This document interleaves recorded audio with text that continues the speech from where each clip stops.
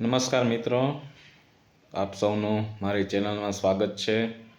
અત્યારે ધીમે ધીમે પરીક્ષાનો સમય નજીક આવી રહ્યો છે। મારા તથા મોટાભાગના વિદ્યાર્થીઓનો મને આ જ પ્રશ્ન જોવા મળે છે કે ભાઈ સાહેબ, વાંચેલું યાદ નથી રહેતું, વાંચવા બેસવાનું મન નથી થતું, એકની એક વસ્તુ કેટલી વાર વાંચવી જોઈએ, યાદ કેવી રીતે કરવું જોઈએ। તો ભાઈ જેટલા વિદ્યાર્થીઓ એમ કહે છે કે સાહેબ મને વાંચેલું યાદ નથી રહેતું, એ ખોટી વાત છે। એનું કારણ છે કે જે વિદ્યાર્થી એમ કહેતો કે સાહેબ મને યાદ નથી રહેતું, એને આપણે પૂછો કે ભાઈ તને ગીત યાદ રહેશે તો તમને હા પાડશે, પિક્ચરની સ્ટોરી યાદ રહેશે તો હા પાડશે, આજે સવારથી સાંજ સુધીમાં જે ઘટના બની બધી તને યાદ છે તો હા પાડશે। બધાને મગજ ભગવાને એક સરખું જ આપેલું છે, આપણે એનો કેટલો ઉપયોગ કરવો એ આપણે નક્કી કરવાનું છે। એ વાત બરાબર છે કે 100% યાદ ન રહે, એ વાત સાચી છે, પણ તમે કંઈક ભૂલ કરી રહ્યા છો જેથી તમને યાદ રહેતું નથી। તો યાદ રાખવા માટેની કેટલીક હું તમને ટિપ્સ આપું છું। એ ટિપ્સને આધારે તમે વાંચશો તો તમને સરળતાથી યાદ રહી જશે। પહેલું, હંમેશને માટે સવારે અથવા તો રાત્રે જે છે કે જ્યારે તમને કોઈ ડિસ્ટર્બ કરવાવાળું ઓછું હોય ત્યારે તમારે વાંચવું જોઈએ। આ ઉપરાંત સૌ પ્રથમ કોઈ પણ ટૉપિક વાંચો ત્યારે સળંગ આખો વાંચી જવો જોઈએ, અને બુક વાંચો ત્યારે જેટલા પેજ અથવા તો તમે જે રીતે આયોજન કરેલું હોય તે પહેલાં વાંચી જવું।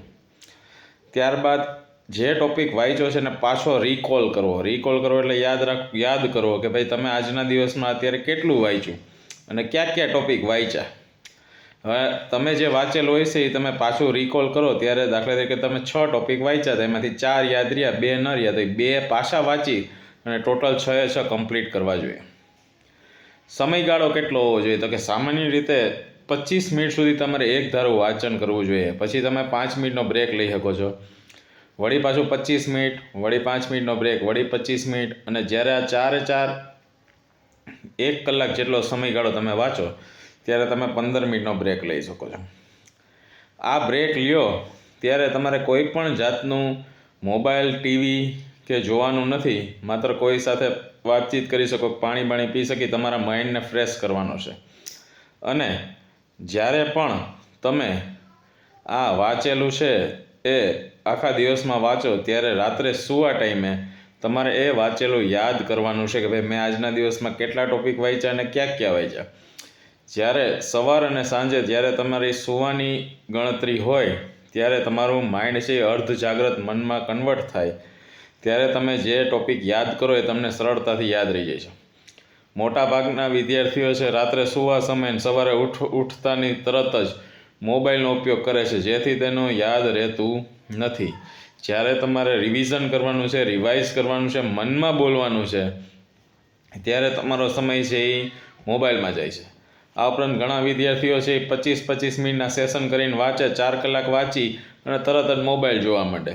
એવું કરવું નહીં। તમે જેટલું વાંચ્યું એ પછી ચોપડી મૂકી નથી દેવાની, છેલ્લે 10 મિનિટ માટે જે ટૉપિક વાંચ્યા એ બધા એક નોટ ડાઉન કરવાના છે, કઈ રીતે તમે લખ્યા છે, કઈ રીતે તમે હું વાંચ્યું છે, અને પાછું જે વાંચ્યું એ કદાચ ભૂલાઈ જાય, દાખલા કે 6માંથી મેં કીધું એમ 4 ટૉપિક યાદ રહે ને 2 ભૂલાઈ ગયા, તો ફરીથી 2 જોઈ લેવાના છે ને અને નોટ કરી દેવાના છે કે મેં આજના દિવસમાં આટલા પોઈન્ટ વાંચ્યા છે।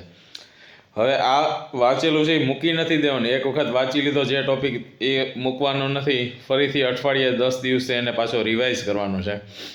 સમયગાળો ખૂબ જ ઓછો છે, એટલે પરીક્ષા હમણાં બોર્ડની શરૂ થઈ જશે થોડા જ સમયમાં, એટલે અત્યારે રિકોલ કરવાનો ટાઈમ નથી, પણ આપણે જે રિકોલ કરવું છે રોજ સાંજે અને સવારે ઉઠીને રિકોલ કરવાનું છે। જે તમે રાત્રે યાદ કરો છો એ જ પાછું સવારે યાદ કરવાનું છે।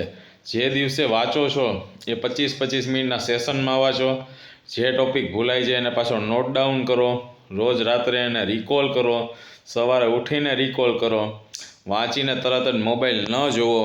2 વાંચવાના ટાઈમ વચ્ચે જ્યારે બ્રેક લ્યો ત્યારે મોબાઈલનો ઉપયોગ ન કરવો, કારણ કે તેનાથી તમારો માઇન્ડ છે એ ડિસ્ટર્બ થઈ જાય છે।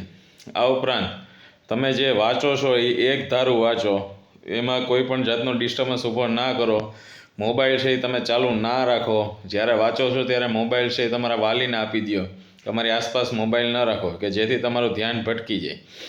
વાંચીને તરત જ મોબાઈલનો ઉપયોગ ન કરો। જે વાંચો ટૉપિક એ પૂરેપૂરો વાંચો. વચ્ચેથી કોઈ બીજા કામમાં વળગી ગયા અથવા તો મગજ બીજી જગ્યાએ ચડી ગયો એવું ન કરો. આ બધા નાની ખ્યાલ રાખશો.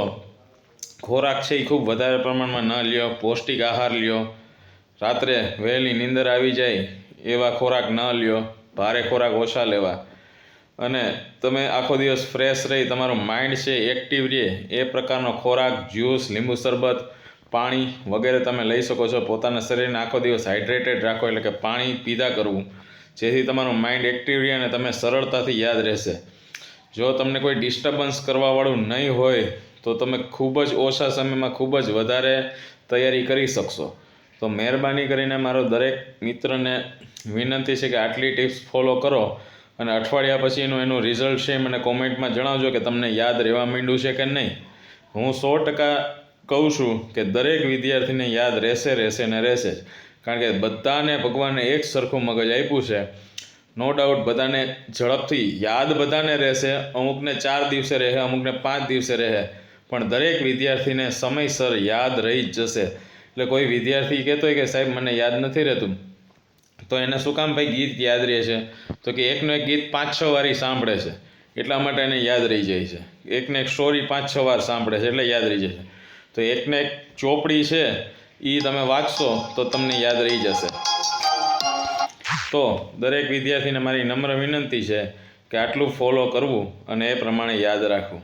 જય હિન્દ, જય ભારત.